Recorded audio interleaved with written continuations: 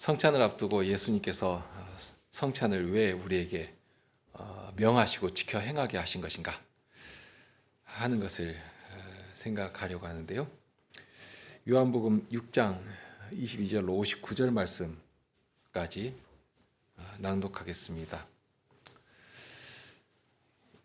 요한복음 6장 22절 이하 말씀입니다. 이튿날 바다 건너편에 섰는 무리가 배 한 척밖에 다른 배가 거기 없는 것과 또 어제 예수께서 제자들과 함께 그 배에 오르지 아니하시고 제자들만 가는 것을 보았더니 그러나 디베리아에서 배들이 주의 축사하신 후 여럿이 떡 먹던 그곳에 가까이 왔더라. 무리가 거기 예수도 없으시고 제자들도 없음을 보고 곧 배들을 타고 예수를 찾으러 가버나움으로 가서 바다 건너편에서 만나 라비여 어느 때에 여기 오셨나이까 하니 예수께서 대답하여 가라사대 내가 진실로 진실로 너희에게 이르노니 너희가 나를 찾는 것은 표적을 본 까닭이 아니오 떡을 먹고 배부른 까닭이로다. 썩는 양식을 위하여 일하지 말고 영생하도록 있는 양식을 위하여 하라. 이 양식은 인자가 너희에게 주리니 인자는 아버지 하나님의 인치신 자니라. 저희가 묻되 우리가 어떻게 하여야 하나님의 일을 하오리이까? 예수께서 대답하여 가라사대 하나님의 보내신 자를 믿는 것이 하나님의 일이니라 하시니 저희가 묻되 그러면 우리로 보고 당신을 믿게 행하시는 표적이 무엇이니까? 하시는 일이 무엇이니까? 기록된 바 하늘에서 저희에게 떡을 주어 먹게 하였다 함과 같이 우리 조상들은 광야에서 만나를 먹었나이다. 예수께서 이르시되 내가 진실로 진실로 너희에게 이르노니 하늘에서 내린 떡은 모세가 준 것이 아니라 오직 내 아버지가 하늘에서 내린 참떡을 너희에게 주시나니 하나님의 떡은 하늘에서 내려 세상에게 생명을 주는 것이니라. 저희가 가로되 주여 이 떡을 항상 우리에게 주소서. 예수께서 가라사대 내가 곧 생명의 떡이니 내게 오는 자는 결코 줄이지 아니할 터이요 나를 믿는 자는 영원히 목마르지 아니하리라. 그러나 내가 너희더러 이르기를 너희는 나를 보고도 믿지 아니하는도다 하였느니라. 아버지께서 내게 주시는 자는 다 내게로 올 것이요 내게 오는 자는 내가 결코 내어 쫓지 아니하리라. 내가 하늘로서 내려온 것은 내 뜻을 행하려 함이 아니요 나를 보내신 이의 뜻을 행하려 함이니라. 나를 보내신 이의 뜻은 내게 주신 자 중에 내가 하나도 잃어버리지 아니하고 마지막 날에 다시 살리는 이것이니라. 내 아버지의 뜻은 아들을 보고 믿는 자마다 영생을 얻는 이것이니 마지막 날에 내가 이를 다시 살리리라 하시니라. 자기가 하늘로서 내려온 떡이라 하심으로 유대인들이 예수께 대하여 수군거려 가로되 이는 요셉의 아들 예수가 아니냐? 그 부모를 우리가 아는데 제가 지금 어찌하여 하늘로서 내려왔다 하느냐?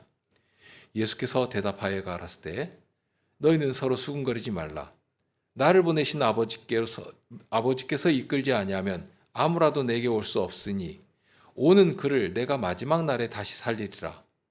선지자의 글에 저희가 다 하나님의 가르치심을 받으리라 기록되었은즉 아버지께 듣고 배운 사람마다 내게로 오느니라. 이는 아버지를 본 자가 있다는 것이 아니라 오직 하나님에게서 온 자만 아버지를 보았느니라. 진실로 진실로 너희에게 이르노니 믿는 자는 영생을 가졌나니 내가 곧 생명의 떡이로라.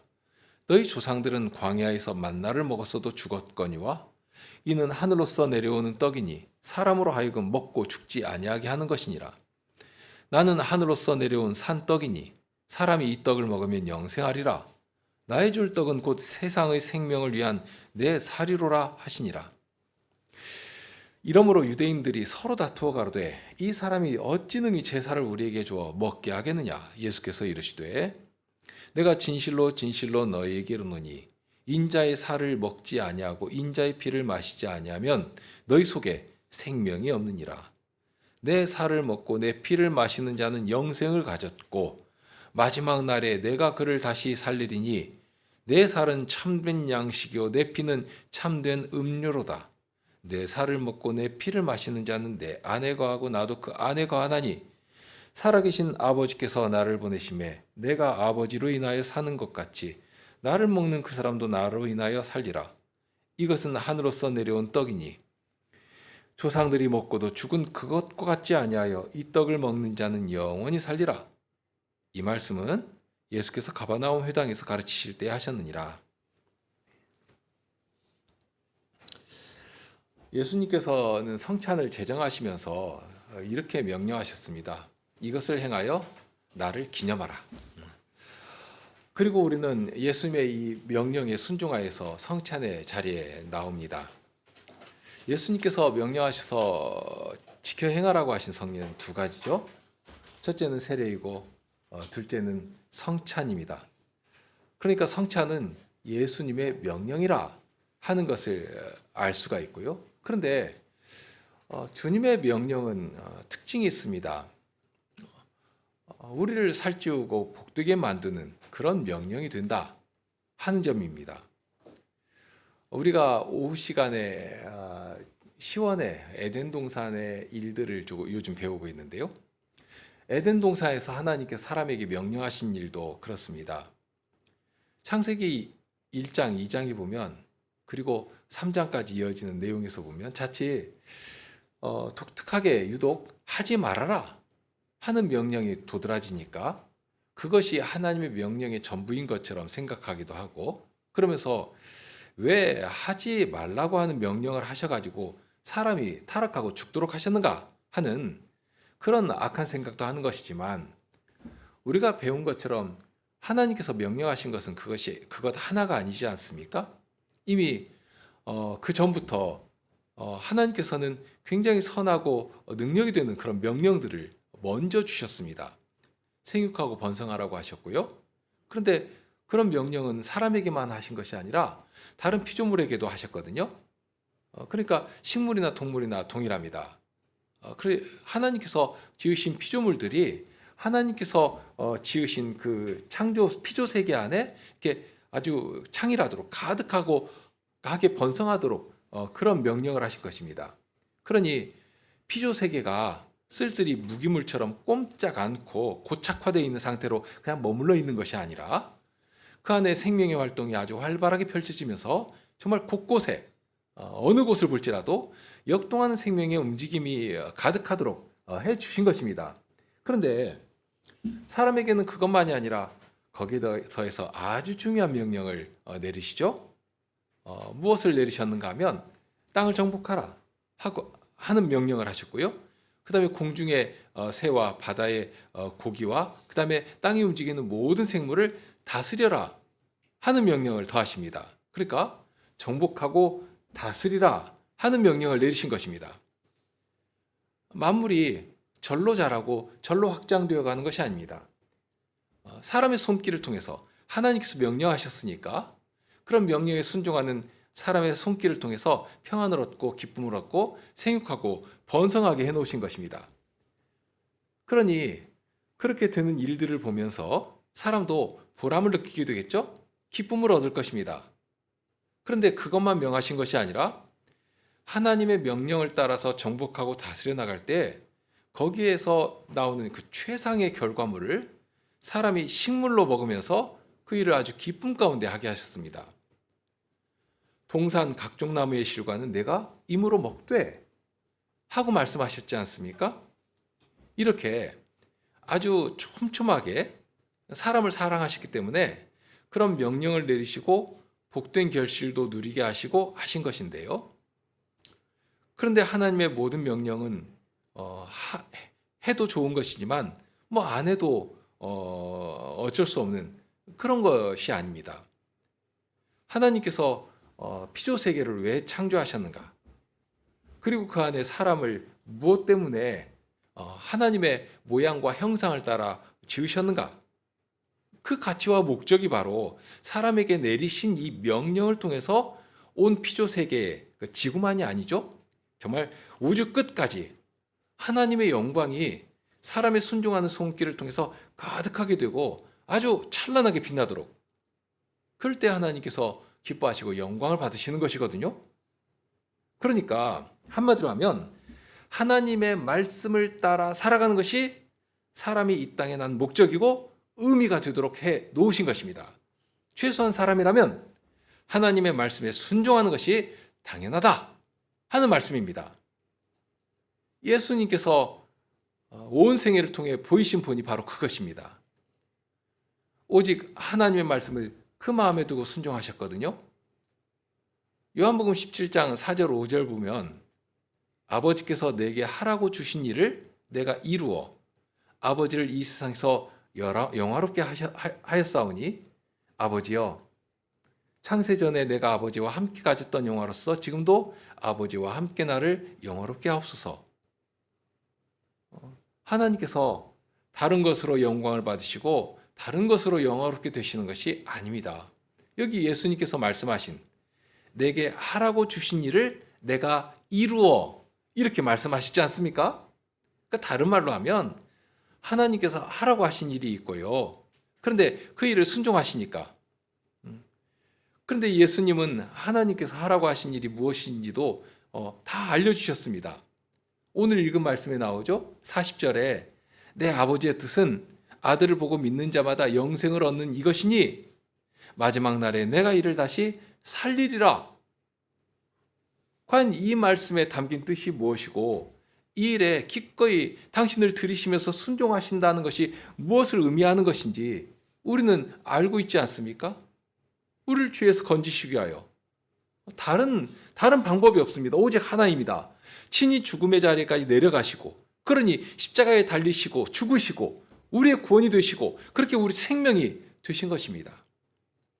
예수님께서 하나님의 말씀을 온전히 마음에 두고 그 말씀에 따라 살아가시며 순종하시니까 그런 하나님께서 우리를 향하여 두신 이 사랑의 뜻이 이루어지면서 하나님을 영화롭게 하고 하나님을 복되게 하는 그런 일이 일어난 것입니다. 창세로부터 뜻하신 선하고 복된 일들이 회복이 되고요. 주님 안에서 영화롭게 되는 그런 일이 일어나게 된 것입니다. 그렇게 예수님께서는 친히 우리의 본이 되시며 말씀을 쫓아 당신을 들이시면서 우리의 구원이 되시고 하나님 영화롭게 하신 것인데요. 그런 예수님께서 바로 직접 이루신 그 구원을 우리의 것이 되도록 하시기 위해서 우리에게 입혀주시기 위해서 바로 이것을 지켜 행하라 하고 명령하신 것입니다. 누가복음 22장 19절이죠. 또 떡을 가져 살해하시고 떼어 저희에게 주시며 가라사대 때 이것은 너희를 위하여 주는 내 몸이라 너희가 이를 행하여 나를 기념하라 하고 이렇게 성찬을 행하라고 명령하셨습니다. 자, 그러면 나름 교회를 다닌 사람들은 이런 생각도 할 수 있습니다.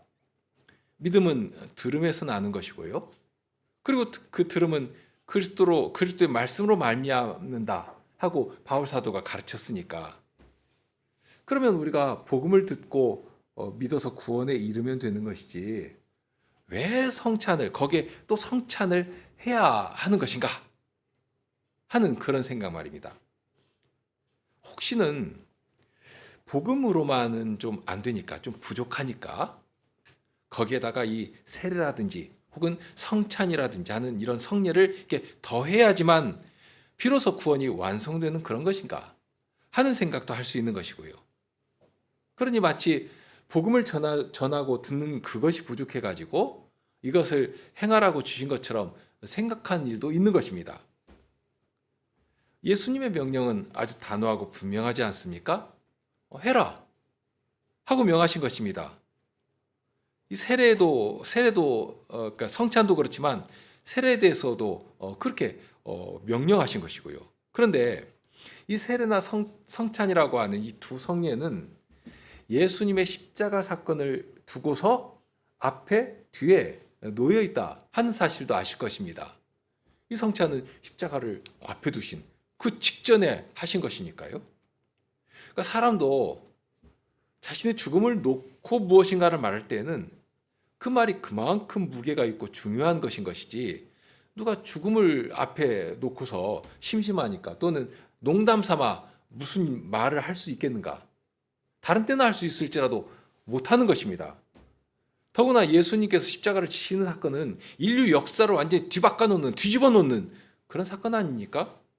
그런 사건을 두고 예수님께서 무엇 때문에 이런 명령을 직접 하셨는가 하는 것입니다. 분명 사도는 믿음은 들음에서 나는 것이고 들음은 그리스도의 말씀으로 말미암는다 하고 하셨는데요. 그러면 복음 설교만 있으면 되는 것이지 굳이 또 성찬을 왜 행하도록 하신 것인가 하는 그런 의문을 품을 수 있겠다는 말씀입니다. 이에 대해서 하이델베르그 요리문답은 이렇게 가르칩니다. 65문에 보면 오직 믿음으로만 우리가 그리스도와 그의 모든 은덕에 참여할 수 있는데 이 믿음은 어디에서 옵니까? 분명 믿음으로 구원에 이릅니다. 그런데 그 믿음이 어디에서 오는가? 하고 가르칩니다.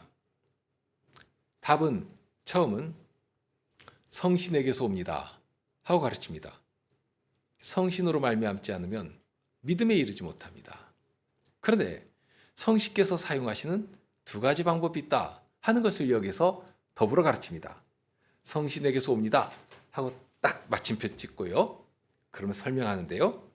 그분은 거룩한 복음의 강설로 우리의 마음에 믿음을 일으키며 성례의 시행으로 믿음을 굳세게 하십니다.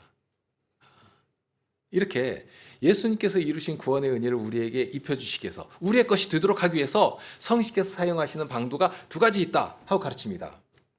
그리고 둘의 용도가 약간 차이가 있다 하는 점을 여기서 볼 수가 있는데요.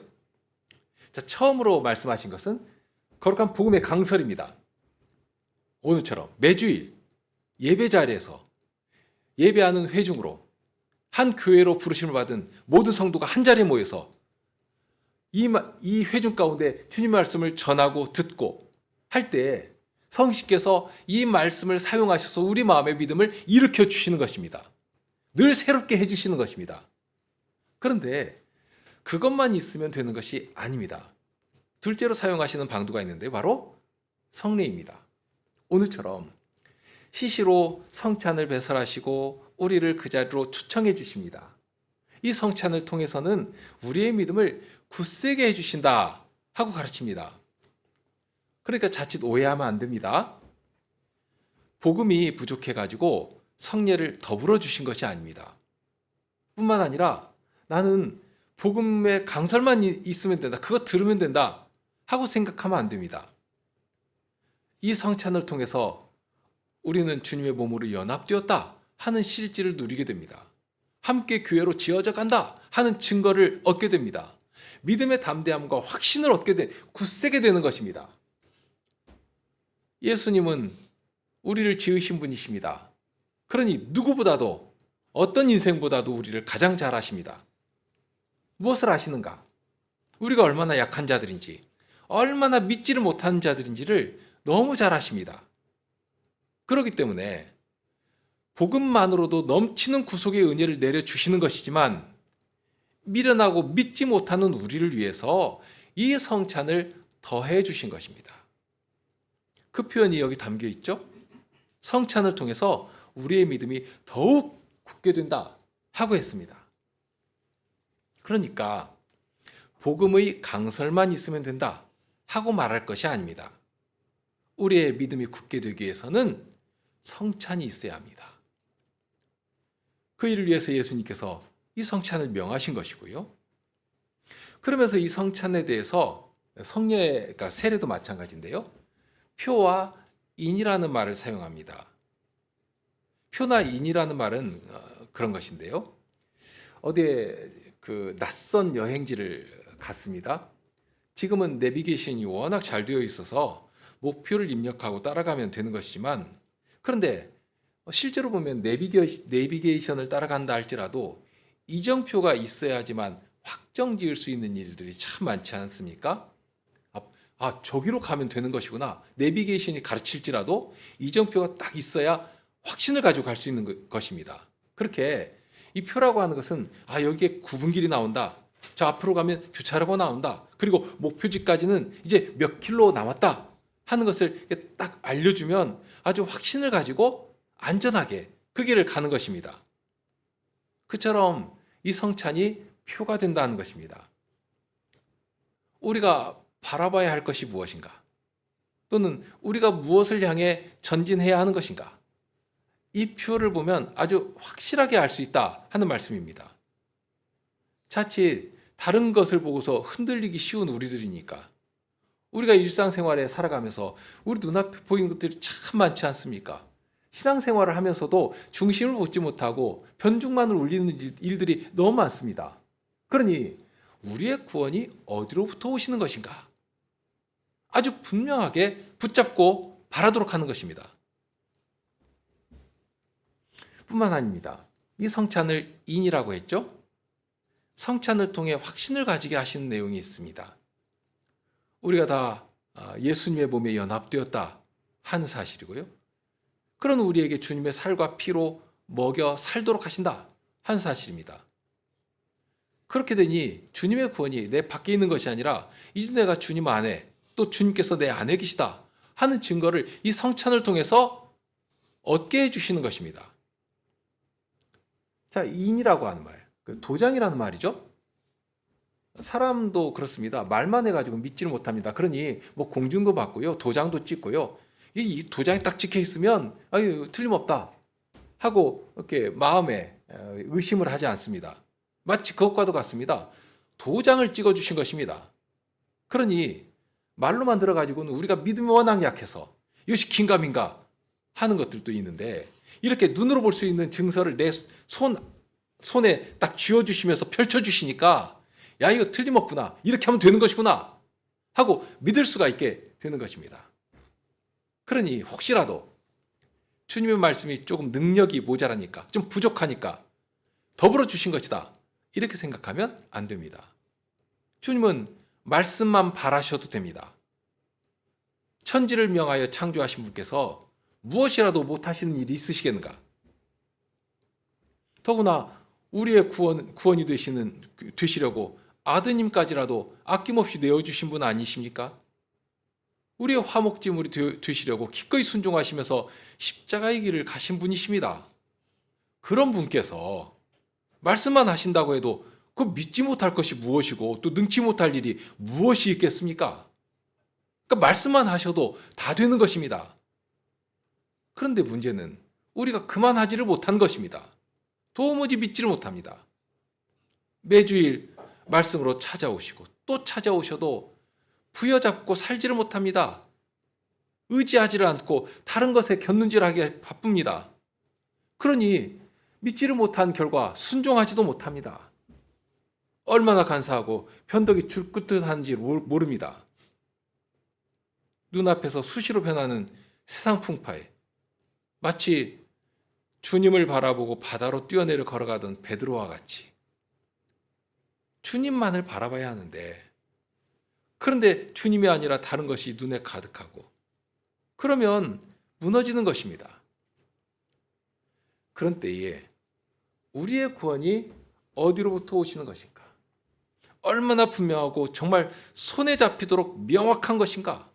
한 번 바라신 말씀, 우리에게 주신 그 구원의 능력은 온전히 우리를 영광 가운데로 이끄실 때까지 결코 포기하거나 내려놓지 않는다, 빼앗기지 않는다 하고 말씀하시지 않습니까? 그것을 알게 하시는 것입니다. 그것을 믿게 하시는 것입니다. 성찬의 자리에서 바로 그 일을 확증하도록 하시는 것이죠. 주님의 구원을 눈으로 보고 손으로 만지고 입으로 받아 먹게 해주십니다. 성찬은 우리의 믿음을 굳게 하시려고 주님께서 말씀하시고 약속을 담아놓으시고 이 성찬의 자리에서 우리를 찾아주시면서 주님으로 먹이시고 마시우시고 함께 하신다 하는 증거가 되게 해주셨습니다. 지켜 행하라 명하셨죠? 그런데 순종하고 나온 자들을 찾아주셔서 언약 안에 담긴 모든 은혜를 우리의 것이 되도록 해주시는 것입니다. 죄를 씻어주시고 주님으로 더욱 힘을 얻게 하시고 성도의 연합을 눈으로 보며 감사하게 하십니다. 또한 이 시대 가운데 우리를 두신 목적지를 향해 힘이 있게 달려갈 때 마침내 주님께서 오실 그날을 소망하며 기쁨 가운데 사명을 수행하며 살아가게 되는 것입니다. 멀리 저기 하늘에서 떨어져서 그 일을 하시는 것이 아닙니다. 친히 약속하신 대로 이 성찬의 자리에 찾아오셔서 함께 하시면서 주님의 것으로 먹고 마시우시며 함께 주님의 몸이 되었다, 주님의 몸으로 건설되어 간다 하는 사실을 확인하게 해주시는 것입니다. 그런 복된 자리에 이른 우리에게 오늘도 주님께서 친히 주님의 살로 주님의 피로 먹여주시고 마시게 해주시기를 구합니다.